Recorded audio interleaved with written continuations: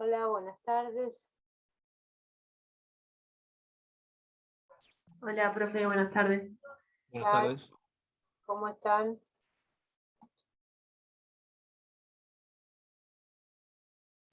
Todo correcto. ¿Todo bien?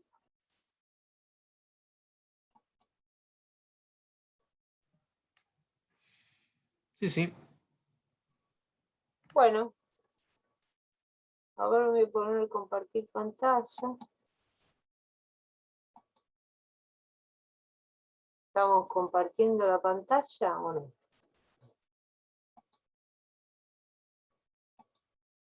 Bueno, a ver. Hoy me habían pedido, si mal no recuerdo, la clase anterior, hablar de otros temas, porque estábamos en procedimiento administrativo, recursos, reclamos, situaciones jurídicas subjetivas, eso ya lo vimos, ¿verdad? Los principios del procedimiento administrativo. A ver, recuerden. Sí. Sí, bueno. No sé qué, me habían pedido algo de poder de policía, puede ser. Ese tema no lo vimos. ¿No lo vieron? Bueno, es un tema de mucha actualidad, obviamente, el poder de policía. Si bien algunos autores consideran que es una noción harto confusa, difícil, inútil, vaga, ambigua, como Linares, en realidad en doctrina sigue existiendo y tiene muchas aplicaciones prácticas, con lo cual prescindir de esa noción le quitaría razón de ser a muchas incluso de las situaciones que hoy por hoy se están regulando en materia de salud, ¿no? O de política sanitaria. En realidad, ¿ustedes qué entienden por poder de policía? No es la policía como institución, obviamente, es la potestad. Y es una potestad que encuentra su fundamento en la Constitución Nacional. Es una potestad que indica que el Estado puede restringir el ejercicio de los derechos y garantías consagrados constitucionalmente. Y esa potestad reside fundamentalmente en el Congreso, es decir, por ley. Por lo tanto, sus fundamentos constitucionales son los artículos 14 y 28. Ustedes saben que el artículo 14, ¿qué es lo que dice en la primera parte? Los derechos consagrados en la Constitución no son absolutos, sino que se ejercen conforme a las leyes que reglamentan su ejercicio. Y el 28 es el llamado principio de razonabilidad, ¿se recuerdan? Ya lo estudiaron en teoría constitucional. Implica a su vez que las normas de inferior jerarquía no pueden alterar la sustancia o el espíritu de las leyes o normas de superior jerarquía, es decir, en este caso, y dentro del grueso de las fuentes del derecho administrativo, por ejemplo, los reglamentos no podrían por esa vía alterar ni la materia ni el espíritu de normas de superior jerarquía, como son las leyes y por supuesto la Constitución. Esta noción ambigua o confusa, ya les dije, tiene aplicaciones prácticas varias, y a poco que ustedes se pongan a mirar televisión ya encuentran una ejemplificación de esta potestad. Cada vez que se ponen a ver una película o simplemente un noticiero y le están advirtiendo que el contenido es apto para ser visto, para no ser visto por personas de tal edad, en realidad eso es ejercicio del poder de policía en materia de radiodifusión.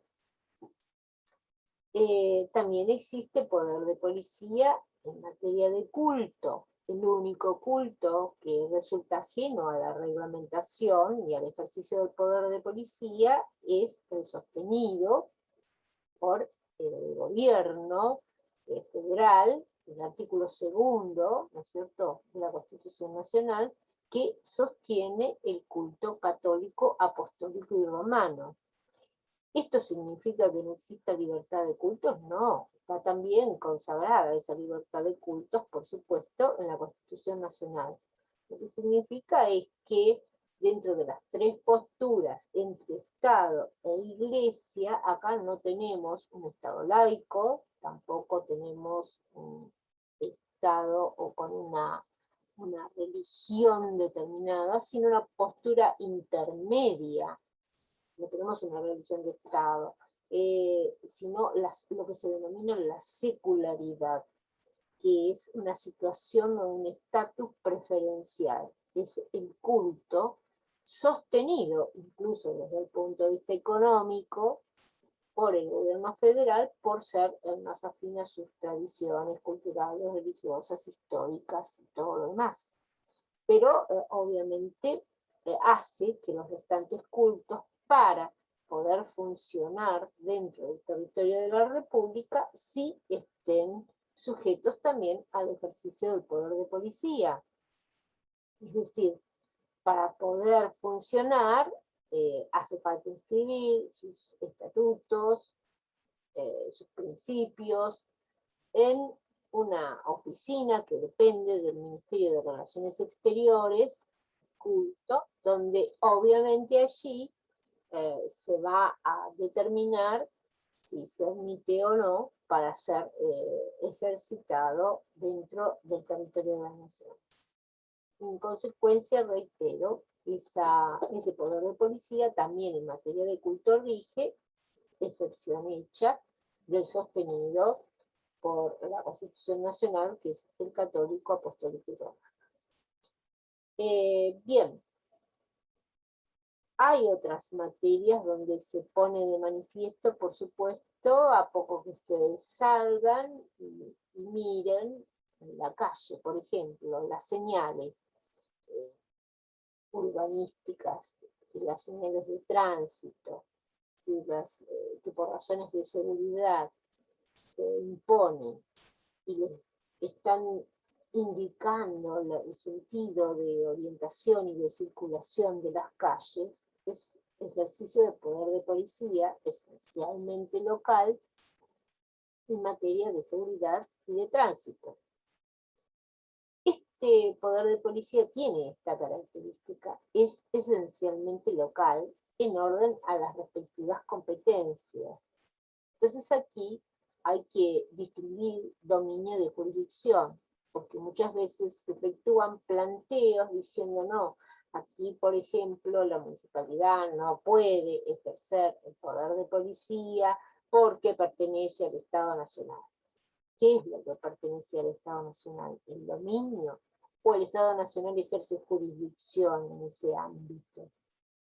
En realidad, que sea del dominio del Estado Nacional no excluye del ejercicio del poder de policía en orden a sus respectivas competencias. De hecho, y de derecho hay un artículo específico, en 182, en la Ley Orgánica de las Municipalidades, donde dice que se ejercerá ese poder de policía en todo el territorio sin exclusión alguna en relación a las competencias o atribuciones que le están dadas por la Constitución de la provincia y por el régimen de atribuciones de cada uno de los departamentos, que como ya vimos, no es de una autonomía, sino de un régimen autárquico, en tanto es uniforme este decreto ley, la ley orgánica, que data del año 58 con sus modificatorias, es uniforme para todos los municipios bonaerenses. Ahí se distribuyen en los artículos que se refieren al departamento deliberativo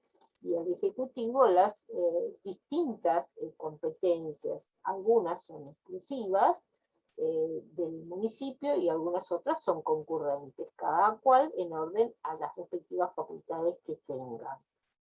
Esta noción o potestad, que reitero, es esencialmente local, la tenemos que ver con la amplitud que corresponde al contexto socioeconómico dentro del cual estemos insertos. Es decir, es esa potestad cómo es ejercida. A veces según la doctrina o el criterio o el contexto donde nos encontremos, va a ser más restringido y en otros va a ser más amplio.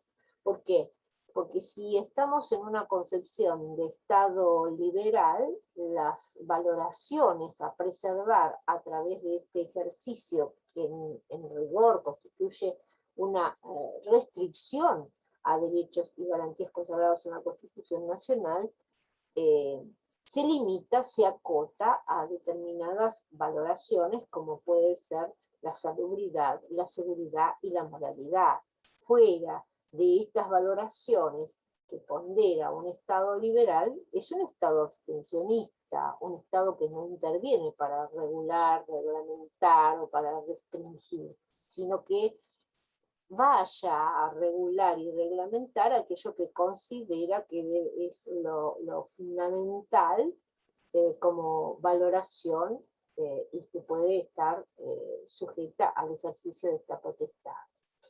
Si en cambio pasamos a un Estado más intervencionista, esta noción se amplía, porque el Estado va a tratar de regular prácticamente muchas actividades, muchas situaciones en función de las valoraciones que tiende a preservar. Ya no se queda solamente regulando con aquello que puede afectar la seguridad, la salubridad o la moralidad. Va a regular en materia de salud pública, va a regular en materia económica, va a regular en materia de espectáculos, va a regular en materia de cultos, va a regular en distintas, en salubridad, en seguridad, en distintas valoraciones. En consecuencia, cuanto más intervencionista sea el Estado, esta noción de poder de policía es más amplia. Y si trasladamos esta noción a un estado de bienestar, no lo vemos solamente a un Estado como un regulador de estas ponderaciones o valoraciones, sino que vemos un Estado que va más allá. En función de esa finalidad de bienestar, interviene generando determinados entes tendientes a incentivar la investigación o el desarrollo de determinadas actividades en función de criterios como este, como por ejemplo se generaron el INTI, el INTA, la Junta Nacional de Granos. Es decir, según el contexto y el tipo de Estado donde nos ubiquemos, la noción va a ser más restringida, más acotada, más intervencionista y más amplia. Ciertamente en las situaciones de emergencia, como las que estamos viviendo ahora, en virtud de una pandemia que afectan, que tienen que ver con la salud pública, con la salubridad en general, dan pie a una regulación y a la aplicación de las restricciones. Obviamente, como toda decisión que restringe derechos, debe guardar razonabilidad.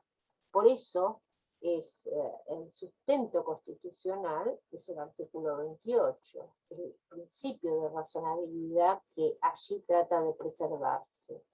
Por eso que también tenemos que pensar si podemos restringir los derechos de la forma en que se adoptan las decisiones. Si un DNU es suficiente o hace falta la intervención del Congreso. Si en rigor ese Congreso está sesionando y no existe imposibilidad, ¿no es cierto?, de que se puedan adoptar decisiones conforme al procedimiento que la Constitución señala. Si están sesionando ambas cámaras y eso es susceptible de ser regulado por ley, sería más adecuado. Y el DNU sigue siendo un reglamento, aun cuando requiere un procedimiento especial que es el previsto en el artículo 99, inciso tercero de la Constitución, y que debe ser motivo de intervención y de tratamiento ante una comisión bicameral y debe obviamente ser llevado en forma personal, así lo señala la Constitución, en persona por el jefe de gabinete. Recién estaba escuchando que el jefe de gabinete asistió al Congreso. En realidad, la obligación constitucional es hacerlo al menos una vez por mes, con lo cual, aún formalmente, todos estos DNU deben ser objeto de ser llevados en forma personal por el jefe de gabinete, debieron ser llevados en forma personal. Bien, entonces, visto el poder de policía con esta amplitud, podemos ver sus aplicaciones en distintas materias.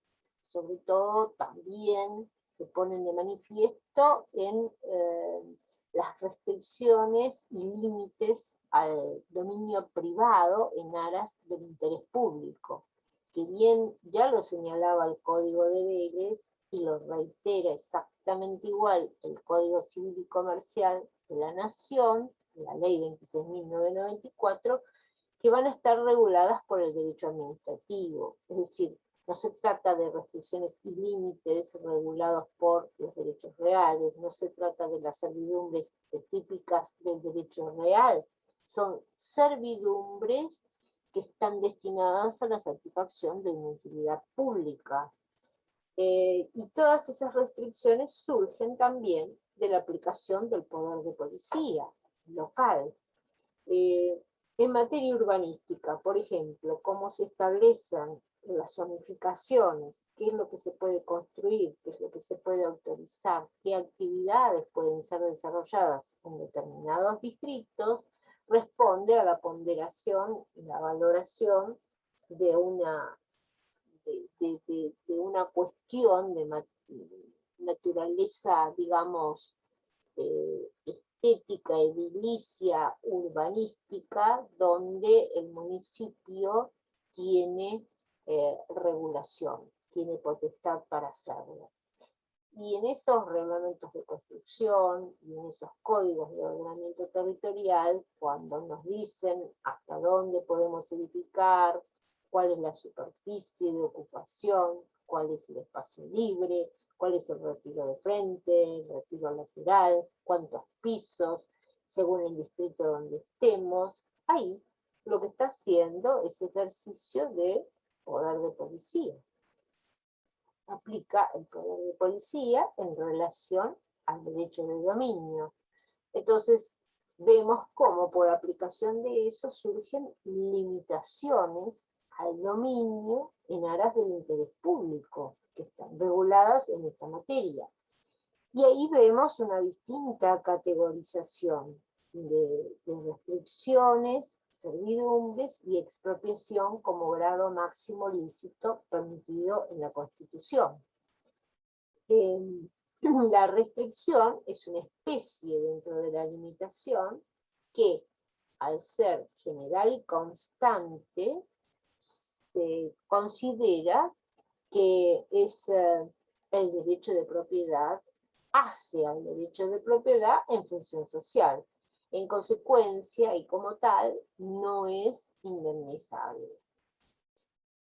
¿A qué se está refiriendo? ¿Qué carácter del derecho de propiedad está limitando la mera restricción administrativa, el carácter de absoluto? ¿Por qué? Porque es, reitero, el ejercicio del derecho de propiedad en función social. Como si es una verdadera restricción impuesta en el ejercicio de ese poder de policía, que es común, ¿no es cierto?, a todos los que están en la misma situación, no genera un daño especial, obviamente no son indemnizables. Distinta es la situación de la servidumbre administrativa. Bajo la figura de servidumbre administrativa conocemos, por ejemplo, ya en el Código Civil y Comercial teníamos el camino de sirva. sea, el espacio que se dejaba para que pasen los caballos. En realidad ese camino de sirga sigue existiendo. Es una restricción, es una servidumbre, perdón, en los terrenos aledaños o ribereños. También en materia de electroductos, de gasoductos, cada vez que se decide el paso de algunos de ellos por alguna superficie o inmueble de un particular, no se lo saca esa propiedad del ámbito, de la esfera del dominio de su titular, pero sí se produce a través de ella un desmembramiento, entonces se afecta el carácter exclusivo del dominio, y cada vez que esto se produce, genera un derecho indemnizatorio, es decir, que las servidumbres, a diferencia de las restricciones, sí son indemnizables.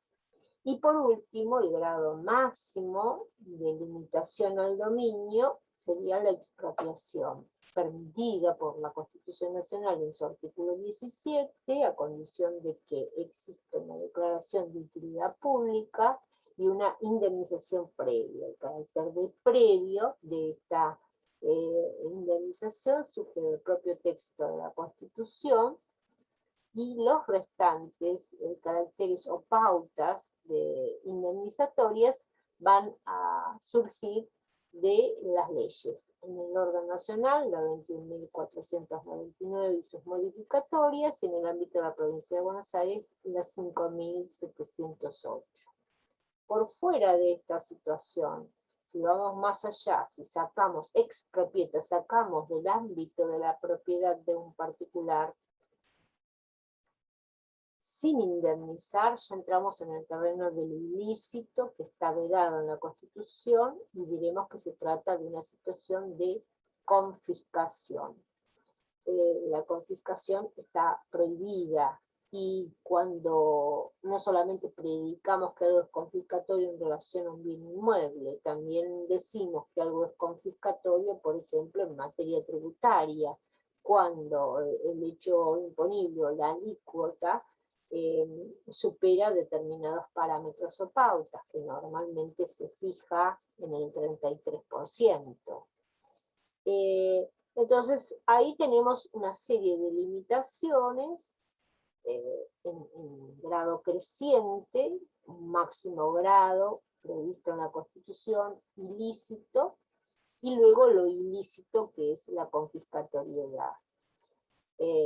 Todo ello también surge por aplicación de esta potestad, porque estas limitaciones están justamente refiriéndose a la posibilidad de restringir, de limitar en aras del interés público.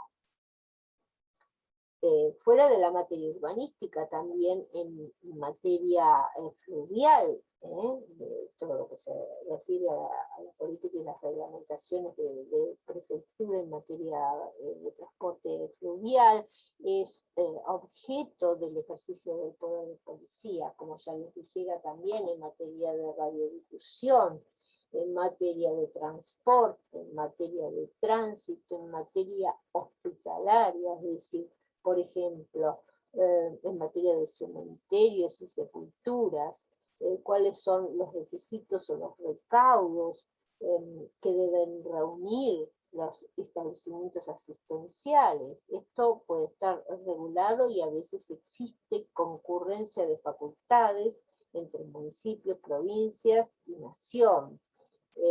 Los propios edificios de tribunales, por ejemplo, hay veces en que se plantean cuestiones jurisdiccionales, generalmente en el puerto, que ahora hay un proyecto en esa zona, pero antes era la denominada manzana de los circos. Eso pertenece al dominio del Estado Nacional, y muchas veces cuando se ejecutaba, ¿no es cierto?, una deuda en ese lugar, por la vía de apremio, porque había un circo que no pagaba, por ejemplo, las tasas contributivas que debía hacer, la primera excepción que se oponía era la de falta de jurisdicción por ser o pertenecer al Estado federal. O lo mismo pasaba aunque ahora se produjo desde hace unos años un traspaso de la órbita nacional a la provincial en relación a la estación de trenes, la estación ferroviaria. Ahí existió una vez una presentación porque la municipalidad había clausurado por estar afectada la salud pública y además la salubridad, unos establecimientos comerciales que estaban destinados a la venta de productos alimenticios, es decir, al consumo, comida o bebidas.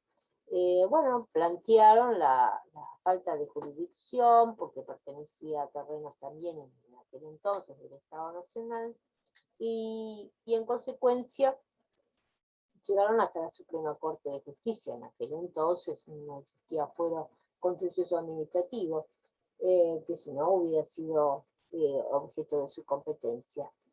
Y en esa oportunidad lo que quedó sentado claramente que si pasaba algo, obviamente en materia de salubridad, uno siempre en materia de poder de policía, lo mismo en materia de seguridad, tiene que pensar, y si pasa algo, ¿ante quién vamos a ir a reclamar? Eso nos va a dar el sentido común y la respuesta más acertada para saber si estamos enfocados a saber a quién corresponde y qué es lo que le corresponde. Si es materia de salubridad, en este caso, la competencia es municipal. Como en cualquier, no existen enclaves por estar dentro de un ámbito de dominio federal. No queda excluido en orden a la salubridad. Distinto sería si la municipalidad lo que pretende es estar regulando y controlando, por ejemplo, todo lo que tiene que ver con el transporte en sí, las vías del ferrocarril. Eso no es competencia del municipio, pero en los comercios, aunque estén ubicados en un lugar que sea del dominio federal, no queda excluido, como tampoco quedaba excluida la terminal, como tampoco queda excluida la Rambla, aunque a veces se amparan en esa falta de jurisdicción diciendo esto pertenece a la provincia, cuando en rigor lo que se haga o lo que pueda pasar o el daño que se pueda generar a través de la insalubridad de esos lugares, de la seguridad o no, ahí existe una competencia de ejercicio de poder de policía local también, y en algunas situaciones, ya digo, concurrente. Si se trata de establecimientos asistenciales o sanitarios, obviamente van a tener que estar ubicados dentro de las zonas o distritos que en ejercicio del poder de policía y de sus atribuciones, las ordenanzas locales establezcan como susceptibles de poder ser instalados en esos lugares. Determinadas condiciones que hacen a la higiene y seguridad que esos edificios en su construcción y en su funcionamiento deben tener son de potestad municipal, pero hay otras que son estrictamente sanitarias, cuyas potestades corresponden a la provincia. Es decir, por ejemplo, el ancho de las puertas, de los ascensores, que tenga que ver con los quirófanos, o sea, condiciones que están reguladas en materia provincial. En ese caso puede existir concurrencia de facultades. Algunas cuestiones edilicias y urbanísticas van a ser controladas y reguladas por el municipio y su ubicación, y otras son facultad de la provincia, en virtud de sus propias normas sanitarias. Lo mismo puede decirse en relación a los tribunales. También se originó una vez una cuestión de competencia por los propios tribunales en relación al juzgado federal de Viamonte, hace muchos años atrás. ¿Por qué? Porque hay una cuestión de seguridad, algo en la construcción, algo que se estaba ejecutando en el edificio, que fue inspeccionado, y fue inspeccionado correctamente, a mi entender, por la municipalidad. ¿Qué sucedió? Bueno, que dijeron que existía falta de jurisdicción, porque pura y exclusivamente iban a responder a las normas de superintendencia del Poder Judicial de la Nación, que establecía las pautas de su construcción. Por lo cual se dijo, no, determinadas cuestiones que son materia de competencia, de funcionamiento, de superintendencia, del Poder Judicial, sí, pero en materia edilicia, si esto se cae, si esto provoca un daño en terceros, si esto no es conforme a los lineamientos, a la zona y al distrito, somos nosotros los que debemos controlar. Y eso hace a la esencia local, en orden a lo que cada jurisdicción tiene atribuido. Esto no significa que sea local para poder entrometerse en situaciones que no están dentro de sus atribuciones, pero en las que son materia de atribución, que están conferidas por sus cartas orgánicas, obviamente esa potestad y ese ejercicio lo tiene que hacer y cumplir. Lo mismo en materia de seguridad. Es una valoración fundamental a tener en cuenta. Lo mismo en materia de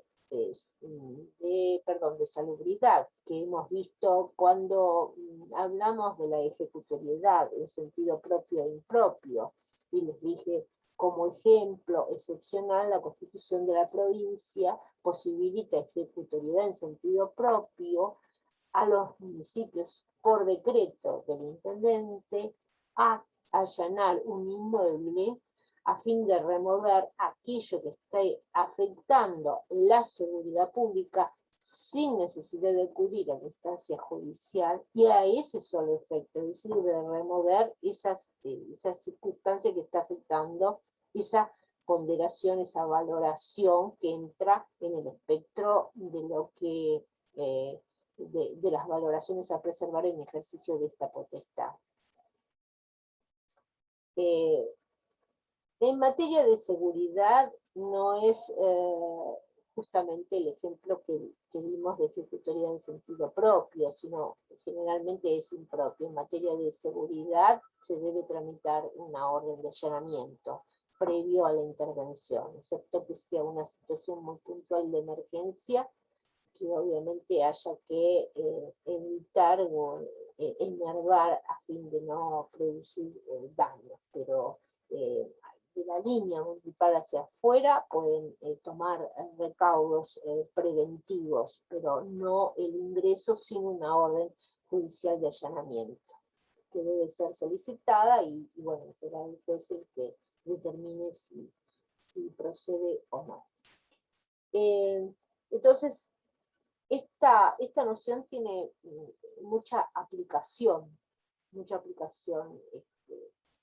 práctica, ejemplificativa, poco que ustedes, ya les digo, en el quehacer diario, ustedes vayan viendo, bueno, ahora por ejemplo tenemos una restricción de circulación de tal hora a tal hora, y bueno, en virtud de qué se estableció. Ahora los edificios en este lugar pueden tener una altura de tantos pisos y en este otro solamente residencial, en virtud de que de una norma que hace la aplicación del poder de policía. ¿Por qué tengo que registrar este culto para poder ser ejercitado? Y porque así lo dispone. Entonces, es una noción ambigua, con mayor o menor amplitud, según el contexto en el que estudiemos y veamos, pero en los hechos y en la práctica estamos viendo que se da. Entonces, prescindir de la noción por decir que es ambigua no tiene demasiado sentido cuando en la práctica estamos viendo ejemplos cotidianos de restricciones al ejercicio de estos derechos vía reglamentaria, ¿no es cierto? Así que en definitiva es esta potestad y sobre la base de estos criterios, estos temas los van a encontrar desarrollados desde las teorías más clásicas a las más modernas y en las distintas etapas, en autores como Linares, como Diez, como Marienhof, Profesora, ¿le puedo hacer una consulta? Sí. Todo lo que leí, por ahí es otro tema, pero me quedó la duda y quería sacarme la duda.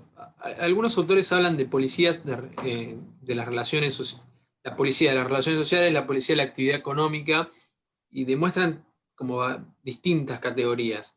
Por ejemplo, policía bancaria, policía laboral, policía. Y me surgió la duda, ¿qué sería eso? Porque no es la misma policía, el mismo tipo digamos, de cuerpo uniformado el que realiza las No, actividades, esta no, distinción. no, no, no, no, en esos casos no se está refiriendo a la policía como institución, no. Son las potestades, digamos, reglamentarias que se tienen en cada uno, por Más ejemplo. bien, Eh, en materia bancaria, obviamente, si vos vas a ir a un banco y te dicen hoy no podés sacar esto, o hoy te damos esto, o hoy no está permitido tal cosa, y bueno, el que ejerce esa política restrictiva o no, es el Banco Central, es competencia del Banco Central. Y de hecho, si vos vas al banco, el empleado te va a decir, pero hoy, ¿por qué yo no puedo ir a la caja, por ejemplo? ¿Por qué hoy no solamente vía transferencia o home banking, pero ir a la caja no me dejan? Ah, lo dispuso el Banco Central. Esa es la respuesta más rápida que te dan. Se está refiriendo a esas políticas cambiarias, ¿no es cierto? Que, bueno, algunas son de política económica en general y tienen sus órganos específicos. No olvidemos, por ejemplo, que en materia de inflación es una de las competencias específicas del Banco Central. Y ahí tenemos para hablar muchas de las cosas y de las medidas a adoptarse. el famoso cepo que se había puesto a retirar los dólares de los bancos. Son restricciones cambiarias, sí.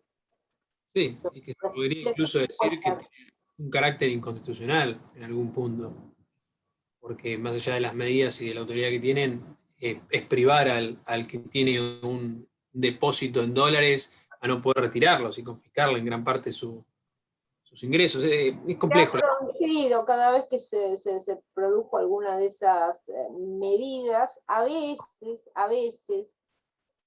cuando todavía no estaban regulados los decretos de necesidad y urgencia, bueno, existieron distintos planes que hicieron a estas materias cambiarias, desde el plan Bonex de Herman González en el año 90, que también dijo, bueno, ahora ya esto no se devuelve en dólares, le vamos a dar un bono, que por otra parte nunca se materializó en un certificado de bono, sino que uno lo que iba a retirar de ese plazo fijo que tenía la entidad bancaria se traducía en una cantidad X de intereses en función del capital depositado, y quedó ahí.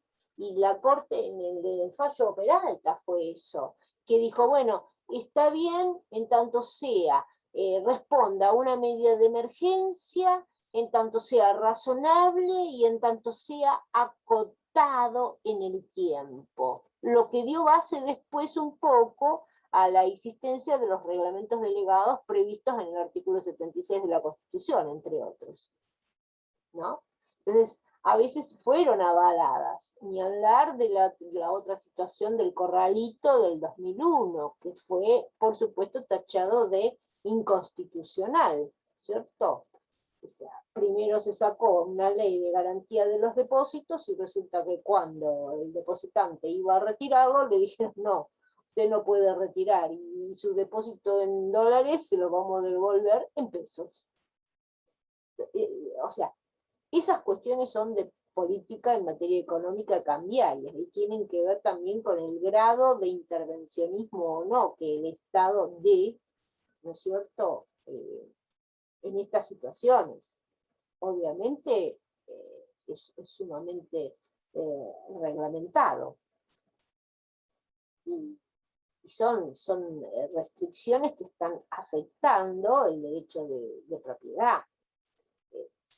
Si yo de buena fe deposito bajo una ley que me está garantizando y luego sobre la marcha, por más que invoque determinadas razones, me quedo con esos depósitos y tengo que accionar judicialmente por la vía de un amparo para que después me lo devuelvan y después apelen y después vuelvan y después confirmen recién años luz y que además los que fueron devueltos a un valor que no era el del dólar en el cual fue depositado, sino un dólar mixto, que en ese momento yo no recuerdo el nombre que le habían dado, pero que implicaba una merma, una diferencia nominal en relación al valor real de los depósitos que se habían efectuado, sin duda, que algunos los reclamaron por separado y obtuvieron, por supuesto, también que el Banco Central tuviera que abonárselo. Así que, bueno, han existido en esa materia. O sea, no se refiere a la policía como institución en el ámbito bancario, no, sino a la potestad en materia cambiaria, a la potestad en materia económica, a la potestad, no sé el otro caso que me planteaste, pero no tiene que ver con la policía. Profesora, Sí. Sería la policía como órgano de control, ¿no? No, es la policía como poder de policía, es la potestad de reglamentar el ejercicio de los derechos consagrados constitucionalmente, con amparo en los artículos 14 y 28, porque los derechos no son absolutos, se ejercen conforme a las leyes que reglamentan su ejercicio, y ahí está la base de la posibilidad del ejercicio de esta potestad, que se llama poder de policía, pero que no tiene que ver con la policía como institución. No es la policía que está controlando, es la potestad de regular y de restringir los derechos, es mucho más que el ejercicio de una función de control policial. No confundan, una cosa es la policía como institución y otra es la potestad en sí que implica el ejercicio del poder de policía como limitación al ejercicio de los derechos y garantías. No sé si les quedó claro, no confundan, no tienen nada que ver. A mí sí, gracias. Bueno. Gracias, profe. No, de nada. ¿Alguna preguntita más? Eso en cualquier tratado lo van a encontrar desarrollado. Con mayor o menor amplitud lo van a poder interpretar. Y bueno, y yendo a las normas y las cartas orgánicas de cada uno, las competencias que tienen, básicamente van a encontrar claramente en dónde y en cuáles materias pueden ejercerlo y en cuáles no. Por ejemplo, si yo les doy el caso, bueno, yo digo, no, acá no se puede ejercer el poder de policía porque es del dominio federal, se cae la estructura. ¿Y a quién voy a reclamar? ¿Al que es el dueño, que es el Estado Nacional? ¿O el poder de policía en materia de seguridad edilicia era local y era la municipalidad la que tenía que controlar? Entonces, siempre haciendo la pregunta por la vía del inverso, es que por sentido común podemos deducir que seguramente de producirse un daño, vamos a encontrar bien claro a quién le correspondía esa competencia del ejercicio del poder de policía. Si alguien muere intoxicado, aunque haya comprado el alfajor en la estación de trenes dentro de un ámbito determinado, cuyo dominio pertenece a alguien, el poder de policía sigue siendo local.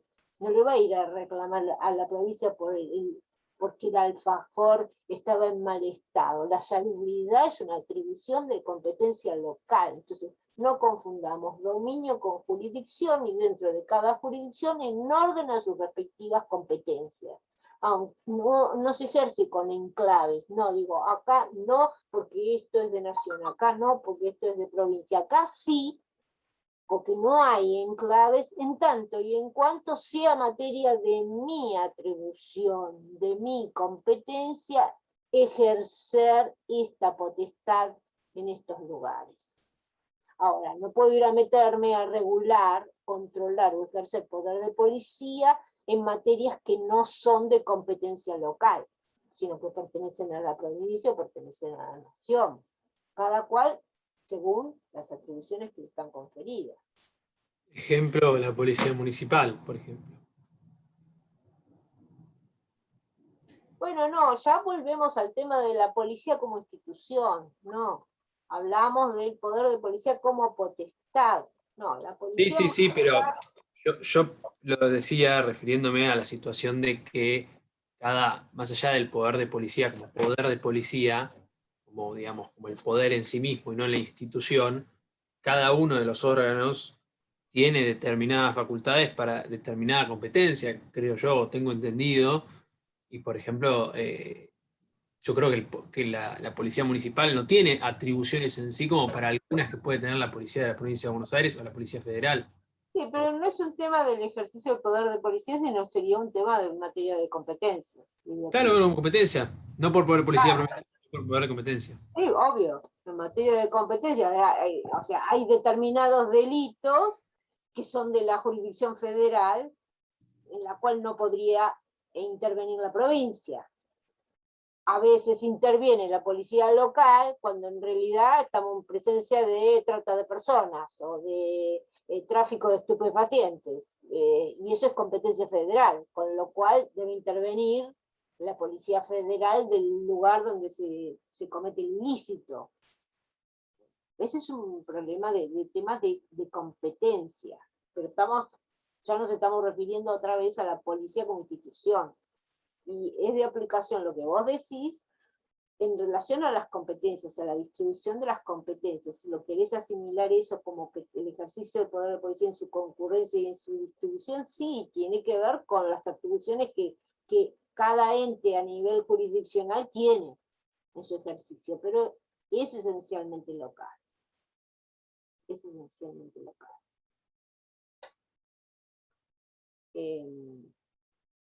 Así que, bueno, no sé si quieren algún otro tema que no hayan visto. No sé si quiere dar procedimiento o administrativo o contencioso administrativo, no sé qué son los temas que a usted le da más Bueno, importancia a la hora de esto. procedimiento administrativo ya habíamos empezado a Sí, desarrollar. Actividad de fomento, ¿vieron? no. Los caracteres de dominio público y de dominio privado. No, dominio público privado no hemos visto. ¿Lo vieron? Procedimiento por reales, pero no en la materia esta. Bueno, todo eso lo tiene que dar el doctor Pesa, no sé. Bueno, doctor Pérez, seguimos con vimos procedimiento de selección de contratistas, vimos los tipos de distintos tipos de forma de selección, vimos contrato de suministro y contrato de obra pública hasta ahora. Y nos quedó un contrato de concesión de obra que vimos por arriba, pero vimos eso hasta ahora. ¿Y cuál es la distinción entre el contrato de obra pública y el contrato de concesión de obra pública? La cuestión de que se concesiona a un tercero. Y no, si es concesión, obviamente. También en el contrato de obra pública el cocontratante es un tercero.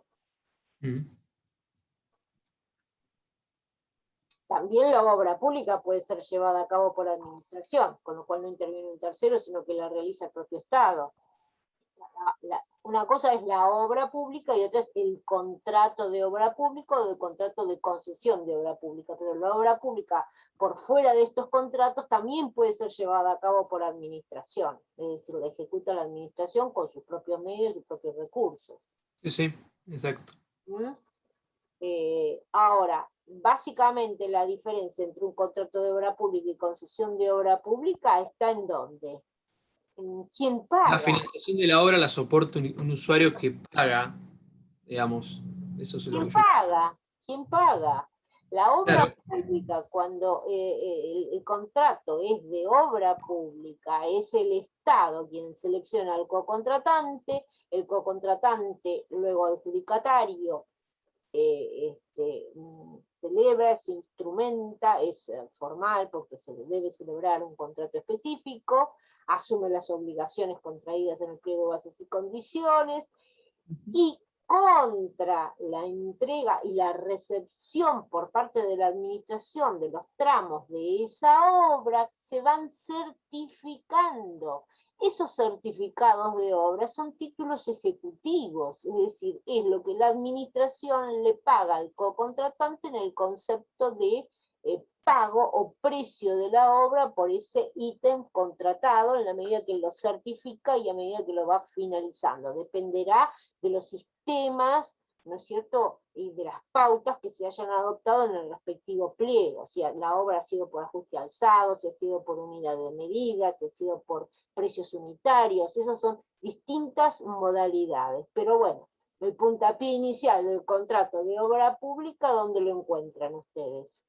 En el acta de inicio de replanteo, que es cuando la administración y el representante frente a la administración de la empresa cocontratante se firma el acta de replanteo que implica el inicio, el comienzo de la ejecución de esa obra, a partir de la cual comienzan a correr los plazos de ejecución previamente pautados en el contrato. Y durante ese proceso de ejecución de esa obra pública hay distintas etapas que se van certificando y se van pagando.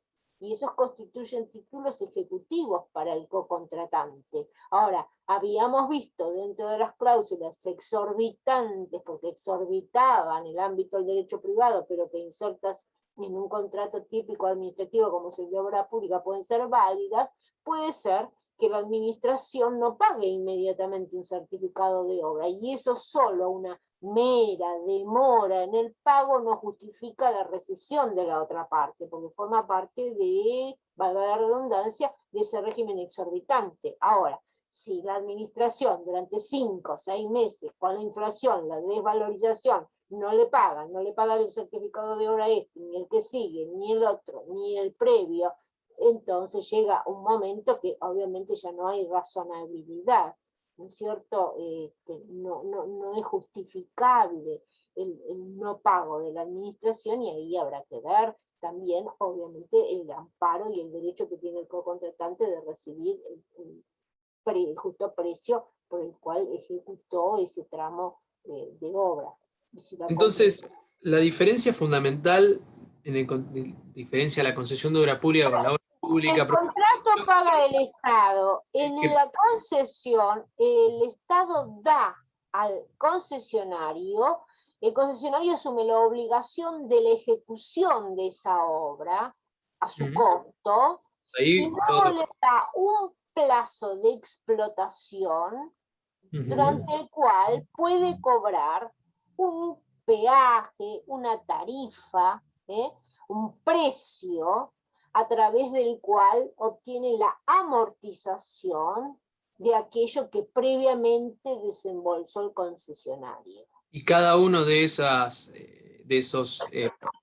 ¿qué sería un pagarés? ¿Qué sería ese título ejecutivo? ¿Cómo se expide ese título ejecutivo que le título ejecutivo me estoy refiriendo al certificado de obra en el contrato de obra. Certificado de obra, perfecto, era eso. Es el certificado que emite las contadurías, básicamente intervenido por la obra, por la dependencia interviniente, que tiene que ser, justamente se trata de una obra pública, la Dirección de Obra Pública y la Secretaría respectiva, que debe decir sí, que está certificado, hay todo un expediente que justifica, que se inspecciona, hay un intercambio entre administración y cocontratante a través de notas de pedido y del libro de inspecciones, y así la administración le comunica al cocontratante y el cocontratante le hace saber lo que le hace falta para la terminación de una obra, o alguna novedad o algo que no había sido detectado y que le impide continuar con la ejecución de la obra. Supónganse, no sé, una grieta en el, bueno, no es justamente el término que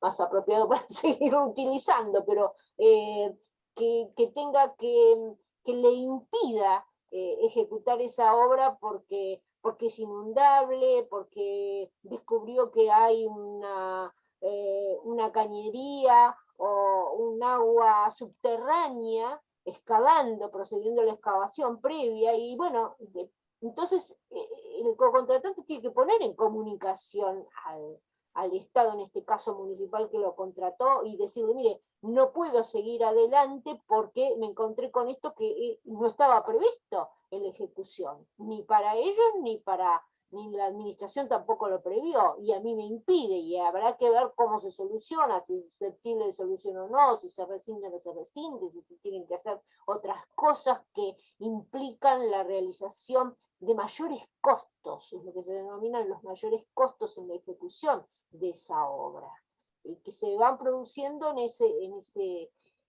ese comienzo, desde ese acta de replanteo hasta que se llega a la recepción provisoria y luego a la definitiva de la obra. Hay toda una interrelación e intercomunicación que implica ejecución y supervisión de los trabajos por parte del ente contratante y a su vez notas de pedidos, solicitudes que efectúa la empresa, la administración, donde pone en conocimiento de la administración las cuestiones que se van suscitando en la ejecución de esos tramos de obra. El certificado va a ser intervenido por la Contaduría Municipal.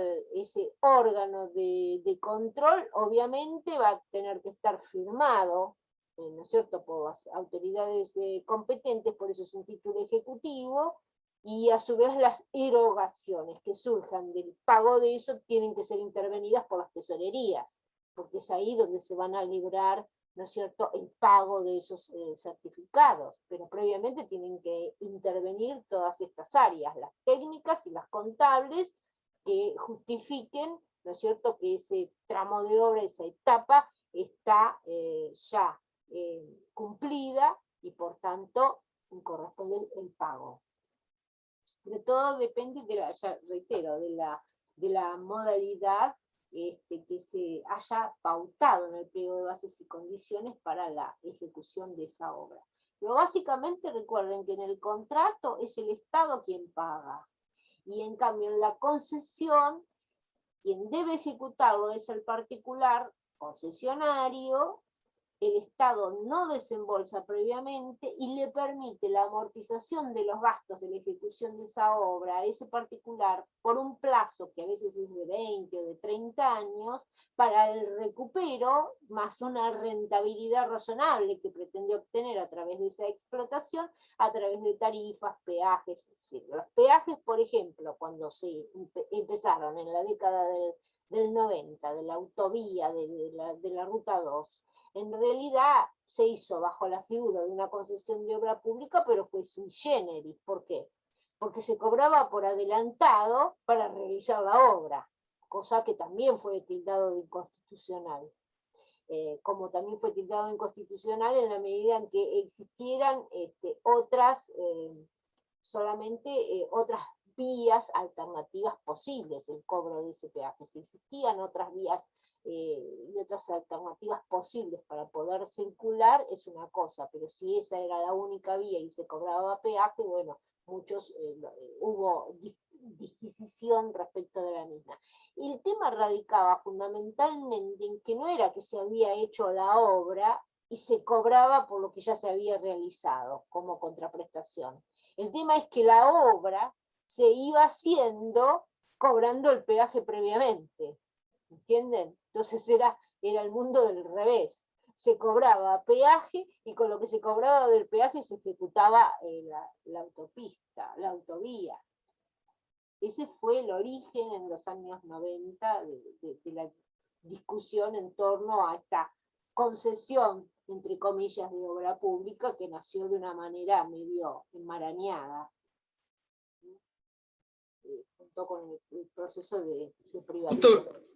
Recién con lo que nombran me hace acordar de algo que vi hace unos días, sé que yo le traigo temas afuera, pero vi un tema de qué sucedía cuando cuando la concesión se caía y uno decidía pasar por un peaje donde la concesión estaba caída y decidía no pagar, y que estaría en el legítimo derecho de hacerlo. ¿Esto es así? ¿Cómo es la situación jurídica realmente de ese tema? Me generó mucha curiosidad entender un poco Ya cómo. no hay concesionario y está extinguido, el sentido común indica que existe la libertad de circular.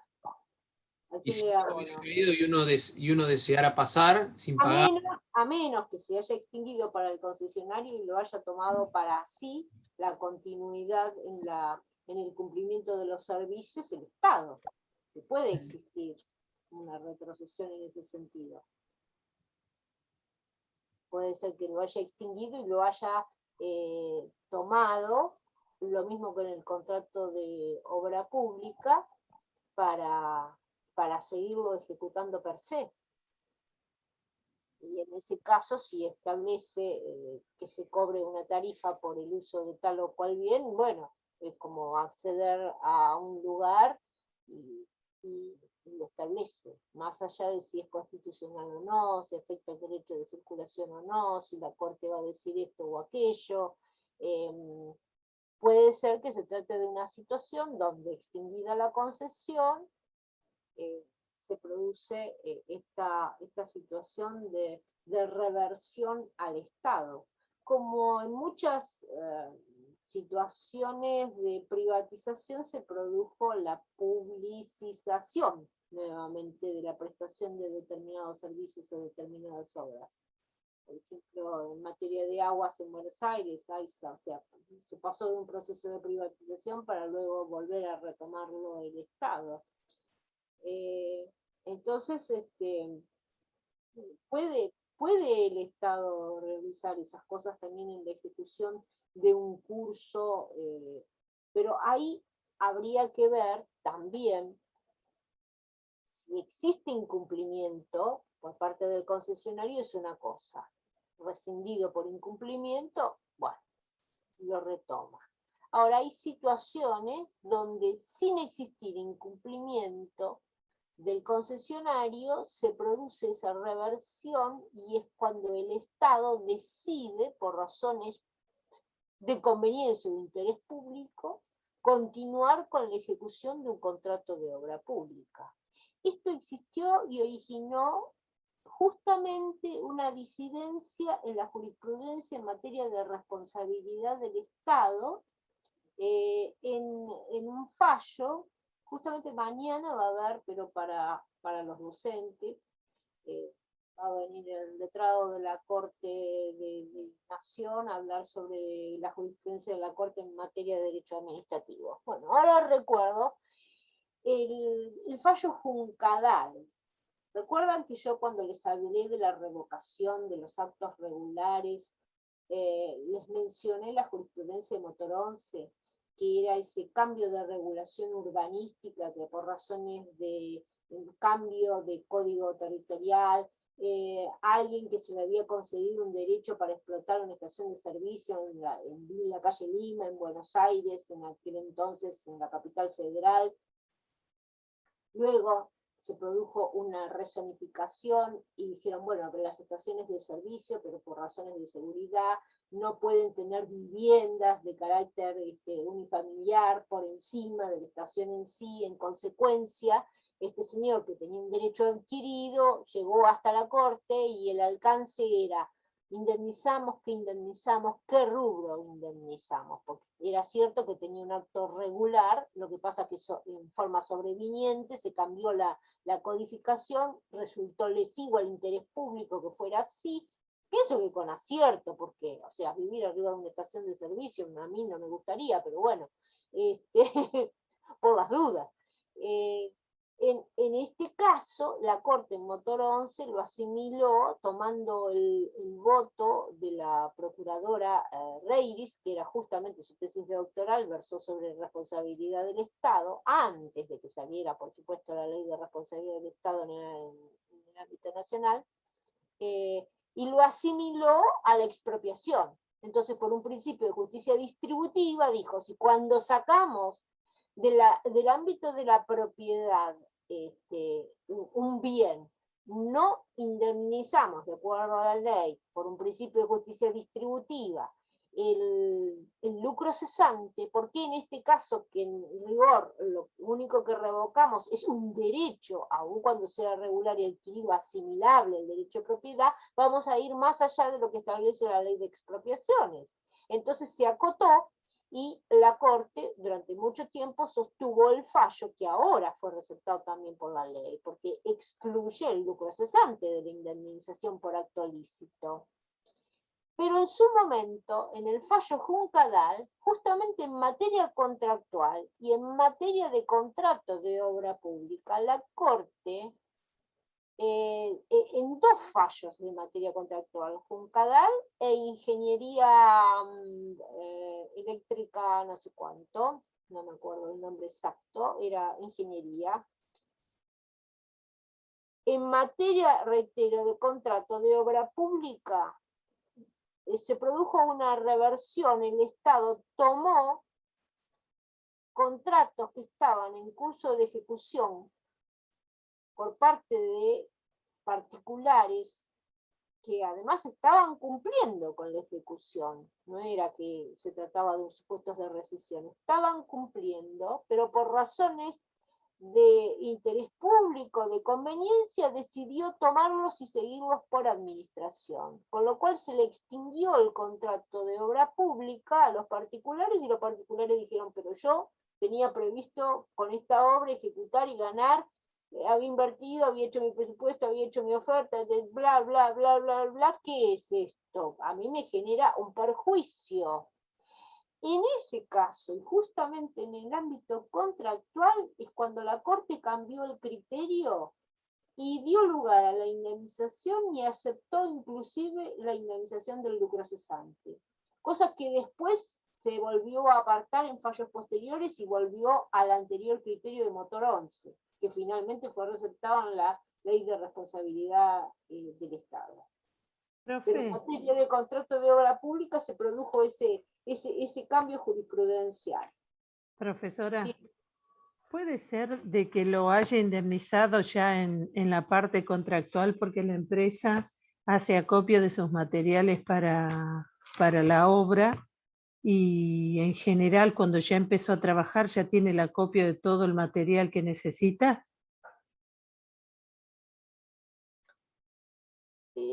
No, ¿por qué? Porque para eso tiene un fondo de garantía, un fondo de reparo. Sí, pero el fondo de reparo lo pone la empresa, no es que el Estado es el que pone una garantía de Te referís funcionamiento de la obra. porque, sí, obviamente, cuando hace la ecuación económica financiera del contrato, cada empresa hace su acopio y hace sus números en función de lo que le cueste, es como uno en su actividad. Yo preveo una obra, puedo comprarla con la inflación ahora y decir, y venir a ejecutarlo dentro de un mes, y bueno, pero ya hice mis cálculos y mis reservas y mis previsiones. Para enfrentar esa obra. Compré el cemento, compré la arena, compré la cal, compré el granito, y estoy esperando que venga el plomero. Y resulta que, bueno, después vienen, pero después digo, no, bueno, ahora yo aprendí a hacerlo y lo hago yo. Bueno, no es asimilable, no le voy a pagar una indemnización, le voy a pagar en todo caso la obra hasta el momento en que ejecutó, ¿no es cierto?, la obra, porque en ese caso los materiales los adquirí yo. Ahora, si es la empresa la que los compró con miras a una ejecución total, y sí, dentro de todo su cálculo, su ecuación la ecuación económica financiera cuando se ve alterada seriamente es cuando la mutabilidad del contrato administrativo tiene un límite, ya deja de ser razonable, ya empieza a originar un perjuicio y hay que indemnizar. Lo que no se indemniza es lo que está dentro de los parámetros de esa mutabilidad, en más o en menos, que no altere sustancialmente aquel cálculo que previamente la empresa efectuó como oferente. Dijo, bueno, esto lo compro así, esto de mano de obra, esto de tanto, según el sistema de unidad, del ajuste alzado, que fuera, y las previsiones del pliego, digo, esta es la suma. Y vengo cumpliendo regularmente y después me lo dan por resentido en virtud de algo que lícitamente esta reversión puede producirse, es absolutamente lícita, es una posibilidad que tiene el Estado de volver a tomar para sí la ejecución de una obra. Pero las consecuencias está como cuando se revoca algo regular también. Bueno, origino un perjuicio, he alterado sustancialmente aquello que la persona tuvo en cuenta al momento de contratar, al punto de alterar la sustancia de esa ecuación, que tiene que ver mucho con el aspecto económico, fundamentalmente financiero, y ahí entra la indemnización. Pero bueno, desde el punto de vista jurídico, porque estos aspectos contables y financieros obviamente tienen que ser materia de evaluación de quienes tienen esa incumbencia disciplinar. El abogado, ¿qué es lo que puede decir? Bueno, justificados que están estos recaudos, se alteró sustancialmente la ecuación, corresponderá a consejo tal cosa o tal otra. Si eso no se ve alterado sustancialmente, está dentro de las pautas del ius variandi, que es lícito y no es indemnizable. Pero todo en forma proporcional y razonable, lo mismo que la tardanza en el pago. No frente a la simple demora de un día o de una semana puedo pedir la rescisión, pero si a lo largo de 6 meses me dejan de pagar, vaya si se altera también la ecuación económica financiera del contrato. No es lo mismo, todo tiene que guardar cierta proporción y razonabilidad y no verse seriamente alterado. Lo que traigo a colación es el contrato de obra pública, porque fue en el contexto de un contrato de obra pública que justamente la Corte buscan de ingeniería electrotécnica, pero son fallos antiguos, no se refiere a la ingeniería de esta otra empresa de juicio ahora. Y Juncadal, ahí hubo una variación y en materia contractual hizo lugar en estas situaciones de reversión. La Corte dijo sí al lucro cesante, luego los dejó sin efecto y volvió al anterior criterio y dijo que no al lucro cesante con fundamento en motor 11. Hoy por el artículo de la ley, bueno, no el número, pero la ley de responsabilidad del Estado del 2014, hay un artículo que prohíbe explícitamente la indemnización por lucro cesante. O sea, hoy en día la discusión está Hoy zanjada. en día, claro, sí, ya lo que ya les dije. Esos son anteriores. Por eso es que la Corte volvió sobre ese criterio motor 11 y hoy se mantiene, pero ya con carácter legislativo dentro de la administración pública nacional, del orden nacional. Recuerden que les dije que es una ley que invita a las provincias a adherir y hay que ver con qué alcances resulta compatible con la legislación de cada provincia esta ley de responsabilidad. En la provincia de Buenos Aires le dije, existe responsabilidad por sentencia errónea. Habrá que ver si se entiende que la sentencia errónea es lícita o ilícita. La ley excluye la responsabilidad del Estado juez por actividad lícita. No se indemniza. Así que bueno, básicamente quería saber, a ver si habían entendido un poco la distinción. En uno paga el Estado y en el otro se amortiza el concesionario y se le permite la explotación para ello a través del cobro de una tarifa. En realidad la tarifa se da tanto en la concesión de una obra pública como en la concesión de un servicio público también, que es una actividad de prestación. Y tarifa viene del árabe, tarifae, que significa lista de precios. En definitiva es una lista de precios. Y esas tarifas también deben ser razonables, porque deben contemplar que dos aspectos fundamentales. La contraprestación, el precio de la contraprestación por la ejecución o por el servicio prestado, más una rentabilidad razonable, que es lo que pretende el concesionario a través de la prestación. Bajo esos dos parámetros o pautas es que la tarifa se estima si es razonable o no, si es proporcional o no a la prestación del servicio o a la prestación en el caso de la explotación de una concesión de obra. Si hablamos de tarifas o de precios, bueno, hoy por ejemplo yo escuchaba, yo tengo una sobrina que está casada y vive en Roma. En este momento ya está empezando un poco la situación del verano, ¿no? Así que estaban el fin de semana en Positano, en la costiera. para que tengan una idea, en Italia cobran.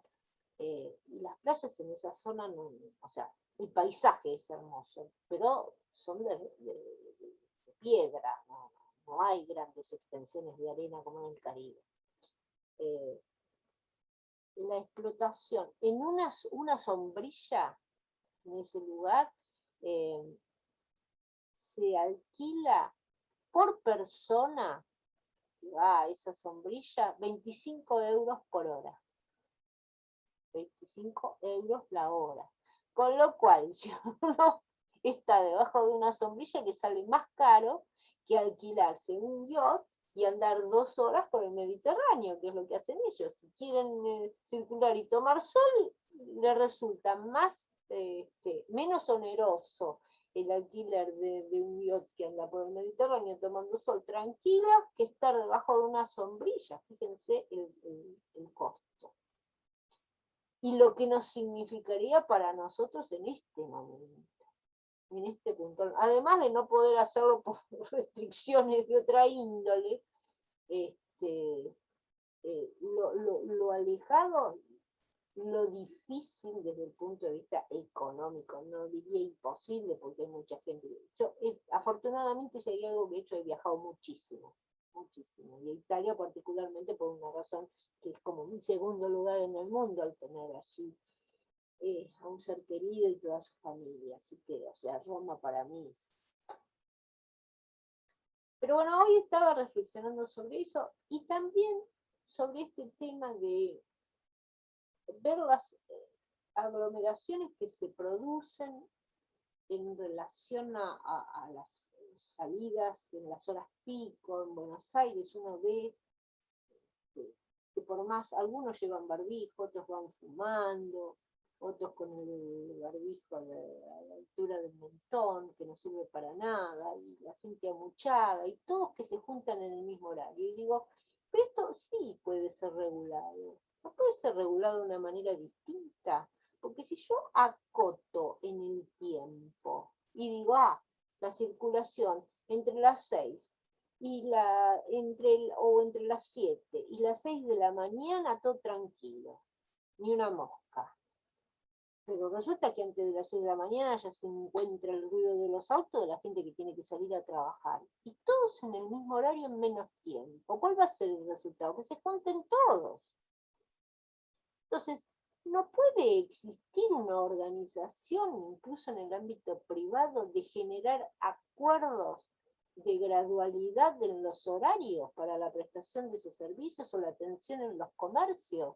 O hoy es la vereda par y otro día es impar. Mire, hace muchos años hablando justamente de Italia, no estaban como estaban en Bolonia en esa oportunidad, ya en el año 2000, y a mí me llamó la atención, no había pandemia, no había una necesidad económica determinada, no había una situación de crisis. Sin embargo, en cuadras donde había similares comercios con la misma actividad, ¿qué hacían ellos?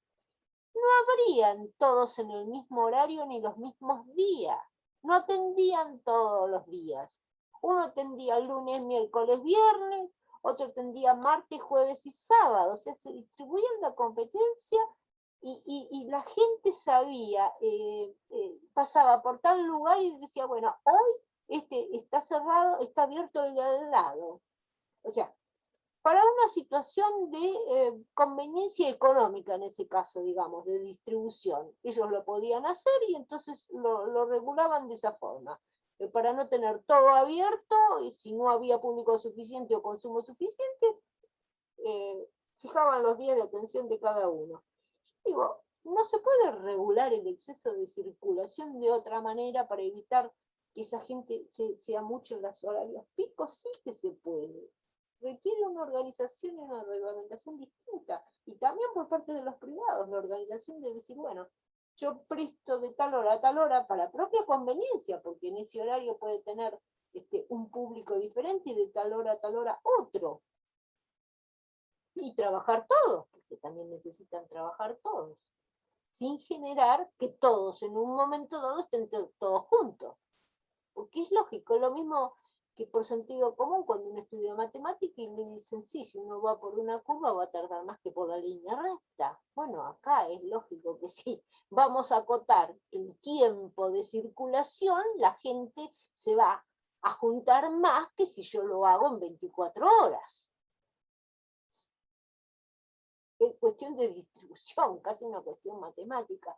Pero hasta lo obvio a veces resulta difícil. Y a mí me apena muchísimo ver toda esa gente y cómo, si estamos en el 3er grado de contagios, de muertes, de todo. Sí, porque no se puede cumplir. No ve esas, salen bocanadas y bocanadas y bocanadas. Hay gente, es imposible. Es imposible que no se contagien. Es muy difícil. Así que bueno, esperemos a ver si aparte de las vacunas, estas cuestiones, lo mismo para la gradualidad en la asistencia a los colegios. El aprendizaje que se hace fuera de situaciones muy picos, muy extremas, de confinamiento, de la gradualidad, ¿no es cierto?, de todas esas medidas que tengan razonabilidad. Si hay algo que se debe hacer en el ejercicio del poder de policía en un criterio amplio, con sentido amplio, abarcador, cualquiera sean las medidas que se adopten como potestad, cualquiera sea el derecho que voy a tratar de reglamentar, es que exista razonabilidad, es que exista proporcionalidad entre los medios y los fines de lo que yo pretendo a través de esa reglamentación y de la generación de esa restricción. En la medida en que yo ya me desvíe como Estado y no sea razonable lo que estoy estableciendo, seguramente va a producir el efecto contrario, que es el no cumplimiento, porque es imposible de acatar. Ese es el tema. Ese es el tema. Más allá de que existen situaciones de irresponsabilidad indudable, ¿cierto? Las fiestas clandestinas, esto está prohibido y sin embargo todas las semanas, bueno, aquí, ¿cuántas ciudades? Si no se puede, no se puede. Hay determinadas cosas que surgen de la propia conducta. Y hay otras que son organizativas, que no deberían ser tan difíciles, pero bueno, a veces se complejizan. Se hacen complejas por, no sé por qué razón.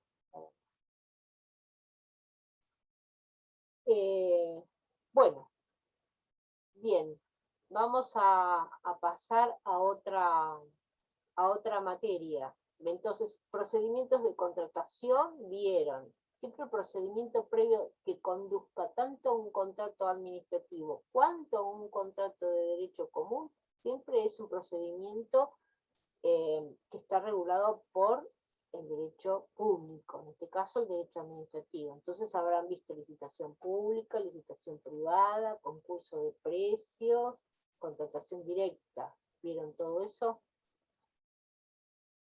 ¿Les quedó claro? Bien.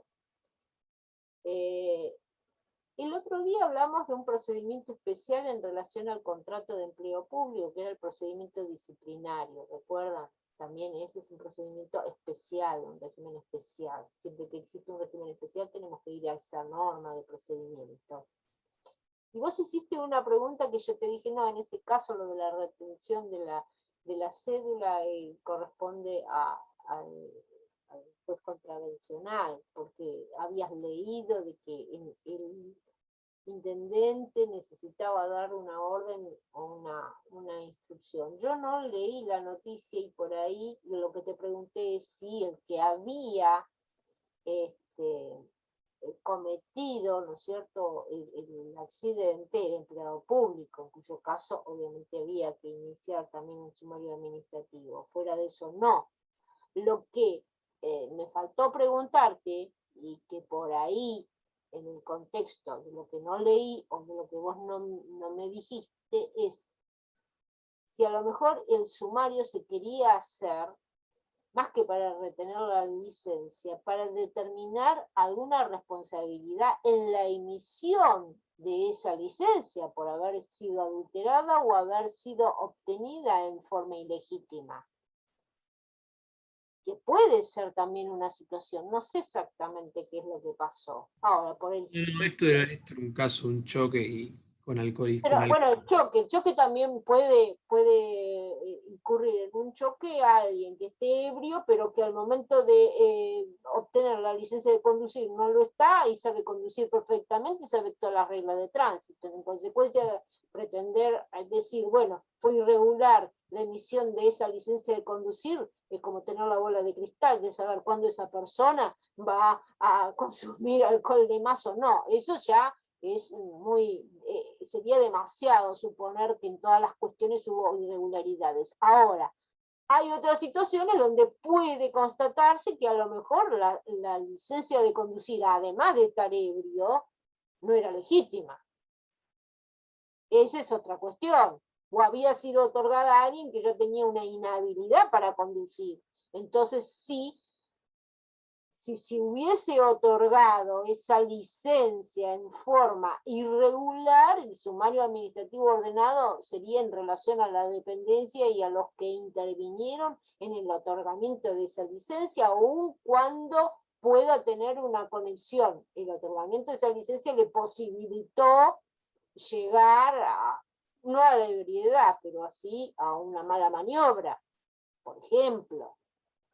O se detecta en el mismo acto que esa licencia es ilegítima o es irregular, y en relación a eso se inicia el procedimiento sumarial. Pero si no, la retención indebida por el choque y por estar ebrio, normalmente ya la ley, que es lo que te dije, trae aparejada la retención de esa licencia hasta que se resuelva la cuestión. Queda inhabilitado para conducir. Por ese motivo. Ahora, si existe una responsabilidad en la emisión de la licencia, eso es otra cosa. Habría que leerlo en el contexto total, cómo se produjo, qué era lo que pasaba, qué es lo que encontraron, el origen de la licencia para conducir, más allá de que la ebriedad de por sí, aunque no hubiese sido un choque lo que se produjo, trae aparejada la retención de la licencia.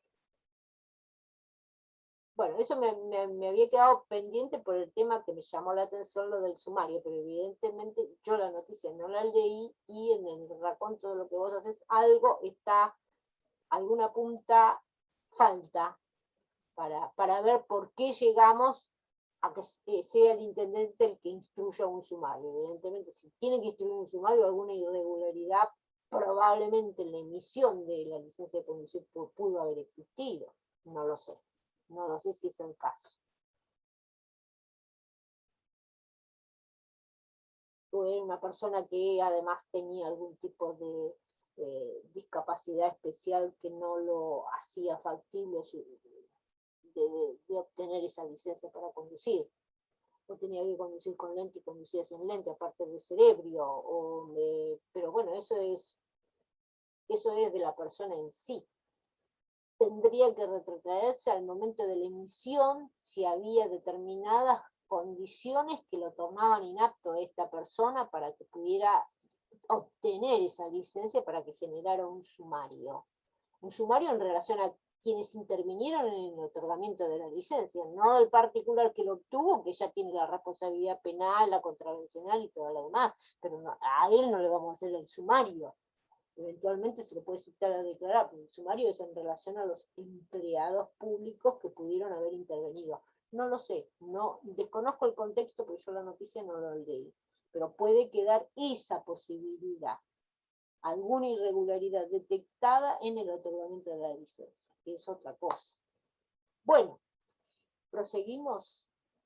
Bueno, ya estamos en tiempo, así que la clase que viene, a ver, recursos vimos, reclamos vimos, queja, hablamos de la queja. Denuncia de ilegitimidad, vimos que es cuando vencido un plazo se interpone, si me hacen lugar, bien, y si no me hacen lugar, revisto una situación jurídica de simplemente denunciante con un interés simple, en consecuencia no me habilita la instancia judicial. Son las distintas situaciones jurídicas subjetivas en que me encuentro. El cuadro cotejado, más o menos ante quién resuelve qué tipo de decisión, eso ya lo vimos. El recurso va directamente contra el acto, el reclamo va contra actos, omisiones o defectos en el procedimiento. La queja participa más de la naturaleza jurídica de un reclamo que de un recurso. También vimos la posibilidad de la revisión frente a decisiones firmes en supuestos taxativos enumerados. En el caso de la ley nacional es el único supuesto que está previsto en la ley y no en la reglamentación, que es el artículo 22. Luego los distintos recursos con las denominaciones y las finalidades, el cuadrito comparativo y cotejado. Y bueno, procedimientos especiales, hemos visto el disciplinario, en materia de contratación también rige un procedimiento de contratación que ya lo estuvieron viendo, existiría también, tendríamos que ver algo del procedimiento contravencional. En materia tributaria a grandes rasgos, como rige en forma supletoria las normas de procedimiento a nivel nacional en relación al procedimiento tributario, por el artículo 2 de la ley, cómo rige el procedimiento específico en materia tributaria en orden local a través de la ordenanza fiscal, con un régimen específico de recursos y de determinaciones de hechos imponibles. En primer lugar tengo que acudir ahí a ver qué es lo que me dicen, cuál es el procedimiento a seguir, y en todo lo que no esté previsto, esa misma norma va a decir en lo que no esté previsto, reenvío a la 267 o la 7647 en el caso del Código Fiscal de la Provincia de Buenos Aires. ¿Sí? En cuanto a ese salto que vamos a dar hacia el ámbito judicial, que es el contencioso administrativo, la materia procesal administrativa, tienen que tener en cuenta algo que es fundamental. Codificación solamente existe en las provincias. En el ámbito federal, en el ámbito nacional, la materia contencioso administrativa no se encuentra codificada. Esto no significa que no exista materia contencioso administrativa, ni que exista fuero contencioso administrativo, que siempre existió. Incluso la expropiación siempre fue materia contencioso administrativa, cuando en rigor nosotros recién a partir del código reformado en vigencia el último, de la ley 12.008, incluimos a la expropiación dentro de como un instituto de derecho público que debía ir al contencioso administrativo. Lo que digo es que esa materia está regulada en normas dispersas, en acciones y pretensiones dispersas, no están codificadas, a diferencia de las provincias que todas tienen códigos, y en este sentido la provincia de Buenos Aires fue la pionera con el Código Varela de 1905, luego puesto con un fenómeno de ultraactividad derogado en 1997 y ultraactivo hasta la puesta en funcionamiento del fuero en el año 2003. Es por esa razón de ausencia de código a nivel nacional que tenemos en las normas de procedimiento nacional muchos artículos que hablan de la impugnación judicial de los actos. Si ustedes se fijan en los artículos 23, 24, 25, cómo se configura, qué tipo de actos, cómo se agota la instancia, cuál es el plazo de interposición de la demanda contencioso administrativa, que es de 90 días hábiles, igual que el impuesto en el Código Procesal Administrativo de la Provincia de Buenos Aires. ¿Esto qué implica? Que el legislador, a falta de una norma codificada, uniforme, estableció en una norma de procedimiento algunos artículos que tienen que ver con esta transición, este salto hacia otro poder, donde tratamos de llevar esta decisión administrativa para que sea revisada, para ver si es legítima o ilegítima, que lo declare el Poder Judicial, pero ojo, en el caso de la provincia, vamos a ver que es una unidad de acción con pluralidad de pretensiones, con lo cual no solamente vamos a tener como pretensión la de anulación de esa decisión, sino otras pretensiones autónomas, como puede ser la cesación de una vía de hecha, que no requieren el agotamiento de la instancia administrativa previa, por cuanto precisamente implica la no existencia de un acto administrativo previo. Entonces, unidad de acción con pluralidad de pretensiones, y no solamente un código revisor, sino a veces se interponen acciones tendientes a ser de carácter positivo, como también en materia cautelar dentro del contencioso administrativo, de hacer, de dar, obligaciones de esa índole. Bien, entonces, esto a modo de ir introduciendo nociones. No código en el orden federal, sí fuero, sí materia contencioso administrativa, pero dispersa.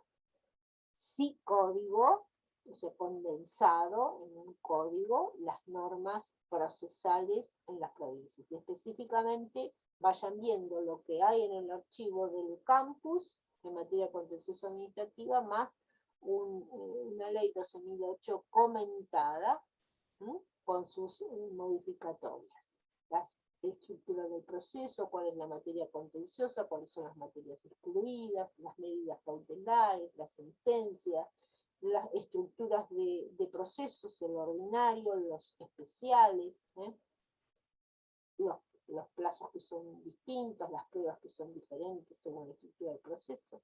Bueno, eso lo vamos a ver en las clases subsiguientes.